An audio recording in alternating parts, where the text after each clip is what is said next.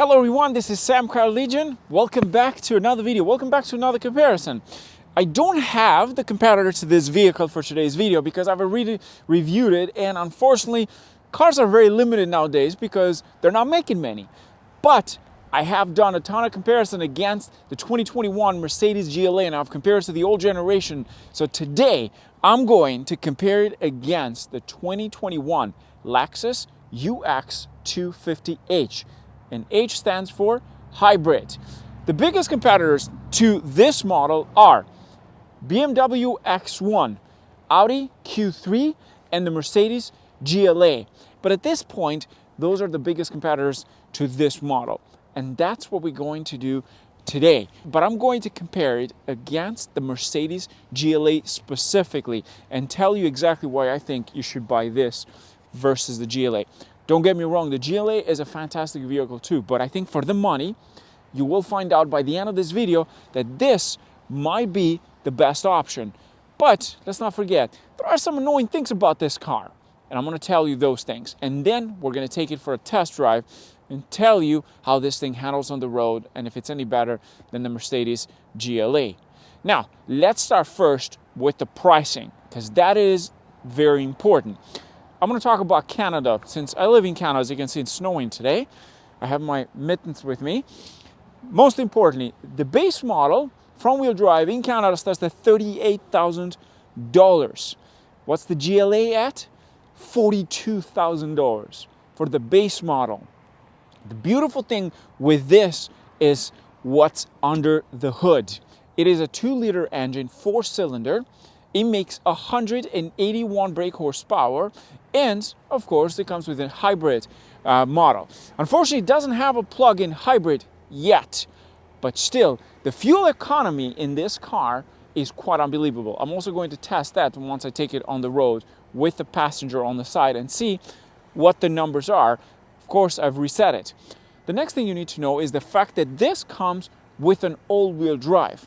When this initially was released, it didn't do very well in the market, but apparently people are getting to understand this car more, and from what I see and hear from the dealerships, they're selling them quite a lot. The next thing I love about this compared to the Mercedes GLA is the exterior, and specifically the front end. Now this is quite sharp. It is aggressive. Absolutely love the daylight running lights. Love the whole shape in the front. I love the grille and this area over here. It's kind of big to some people, but I love that. And most importantly, the badge, you'll know for hybrid, it is blue around it. That tells you that it is a hybrid. This also has the F Sport package, which again, it gives it a more aggressive look. The side mirrors as well are very aggressive. The whole profile of this car, all the way through front to back, except one thing that I don't like very much. And let me show you. The rear end, I need to say this, it's very disappointing. I mean, just look at that. This thing fills with snow. Could you imagine? Here, let me show you. There you go.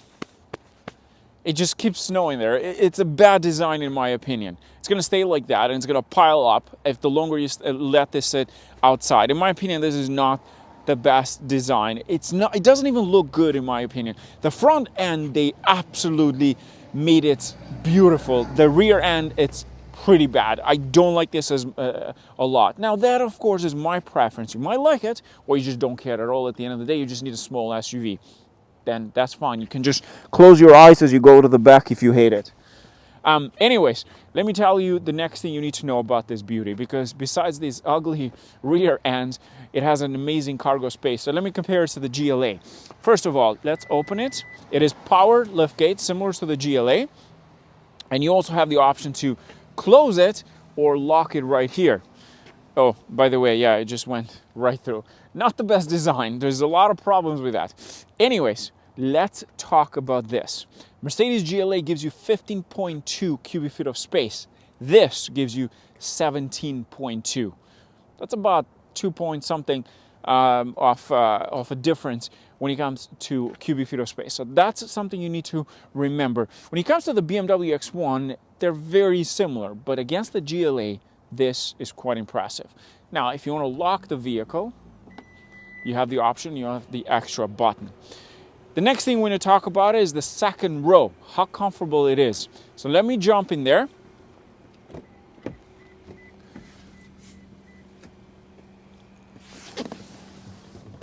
FYI, this did not come with the glass. I wish. This is just my bottle of water. But let's talk about space. So I'm 6'2", okay? And I am pretty much taller than the average individual. So this will give you a good idea. Lots of headroom. Just look at that. And of course, leg room. The seat in the front is positioned in a way that as if I'm the driver. Now, let's compare it against the Mercedes GLA. If you look at the video of the Mercedes GLA, you can tell a little bit of a difference. I'd say this has a little bit more headroom. And the seat is nice, comfortable. Would be good to take this for a quick, long trip and sit in the back. I think it would be okay. I wouldn't be as comfortable as in the front for someone my height, but if you're under 6'2", you should be fine. But even at 6'2", this is quite comfortable. It's small on the outside, but big in the inside. Absolutely love that.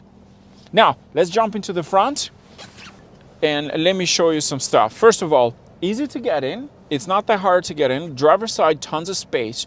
What I love about Lexus, as I'm removing my mittens, is the sport button. See, it's located right in here, and it's a scroll button. It's put into sport, put into normal, or eco.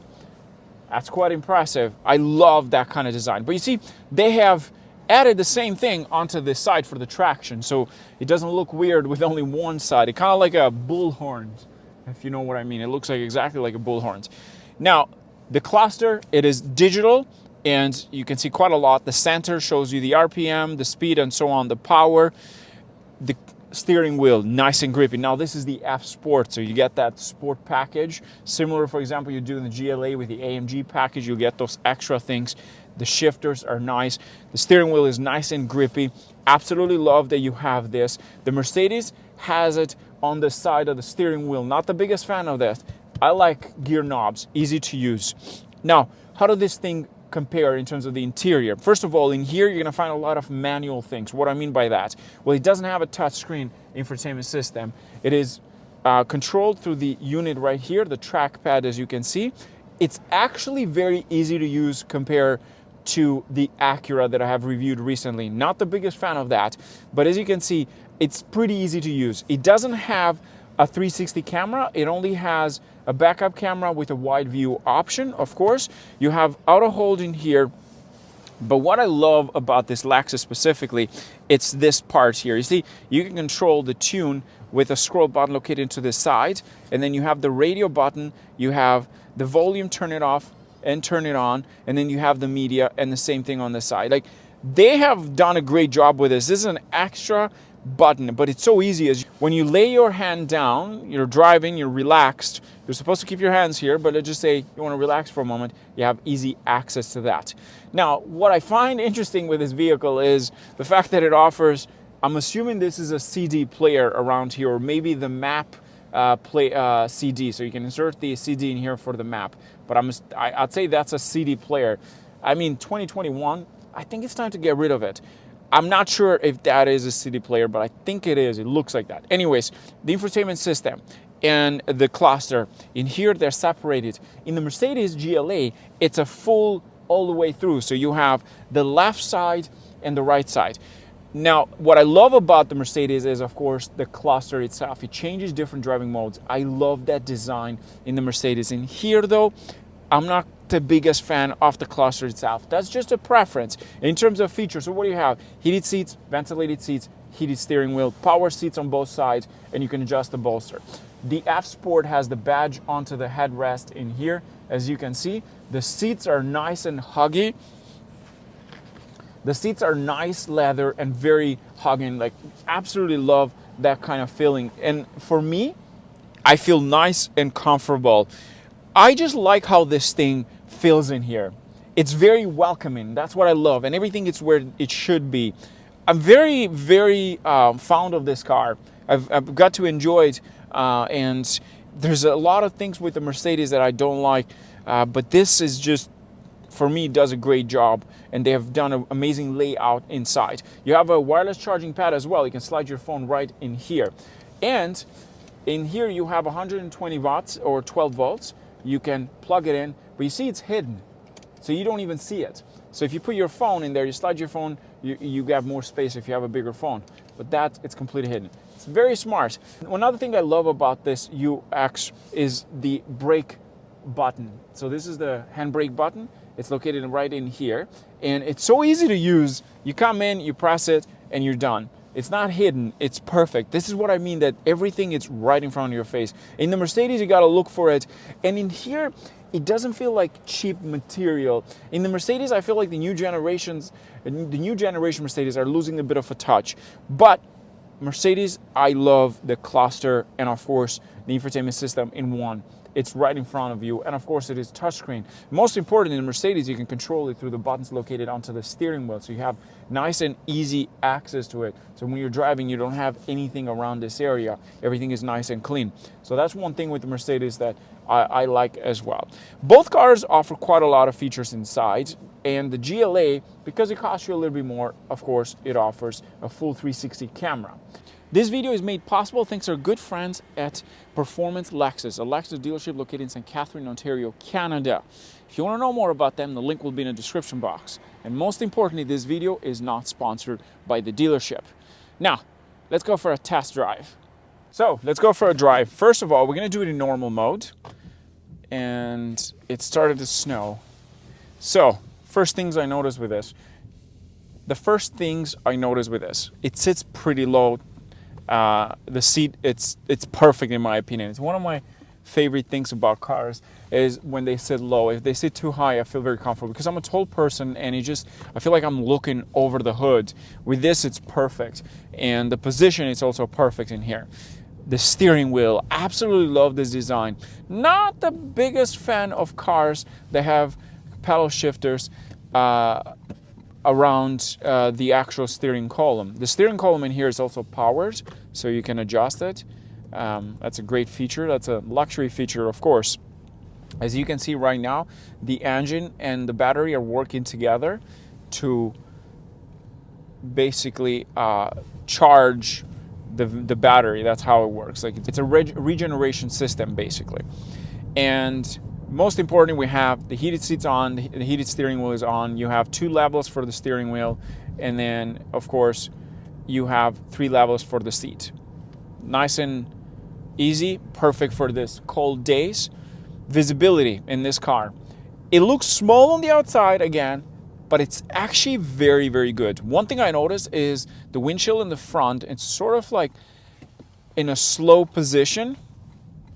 So a bit of tilted, so that's the difference. It's not necessarily flat, just a little bit in a slope mode. But I like that. It's still, visibility is great. Windows on this side, big. The rear side as well, nice and comfortable, easy to see. The only time is that if the passenger pushes too further out, you can't see anything because the headrest in this thing is pretty big. The seats are amazing in here. They're so comfortable and they hug you in. You can also adjust the bolster onto the side, so if you want to make it more tucked in. This vehicle is small on the outside but big on the inside. Road noise, today it's a bit of a weird day because it's windy, so you could probably hear a lot, but it's not as, I wouldn't say as quiet as the GLA. I think the GLA is slightly quieter inside compared to this. Like, a truck just passed by, you could hear pretty much the entire time as it was driving right beside us. So I think the GLA is slightly quieter inside, but you're also paying more money for the GLA, so that's something to keep in mind. I like this thing. So right now it's saying we're gonna find out. Let's set the speed here. Cruise control is on. Set the speed. You have gap assist as well. You can change, as you can see, everything. The cruise control, it has adaptive cruise control with lane assist, gap assist, and so on. So it's basically driving itself, and it's doing a great job. It's keeping it within the lanes. It feels more like a hatchback as well when you're driving it, exactly like a hatchback. It's just slightly bigger than a Golf GTI. That's the perfect example. But compared to the GLA feels higher off the ground. This is lower to the ground. And yet it's spacious. That's one thing I love about this. It's comfortable. It drives nicely. Let's put it into sport mode and let's push it a little.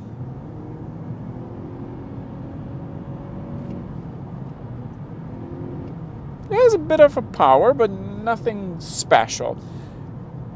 If you're going to find, if you're going to need a car that has a bit of a power kick, I'd say the GLA is probably the best option. If you want fuel efficiency, this is the one. So to wrap this up, which one do I like the most? Now, by the title, you already know that I'm picking this, and there's a few reasons that I mentioned previously, and let's recap. First of all, it will cost you less. Second, it has more space. Third, it is, of course, a hybrid, which means better fuel efficiency. Fourth, in my opinion, this looks sexier than the GLA, except the rear end. And fifth, it's a Lexus, so either like it or you don't kind of thing. But I would pick this over the GLA. I'm actually not a big fan of the GLA in general. Even if it was the only choice, I wouldn't.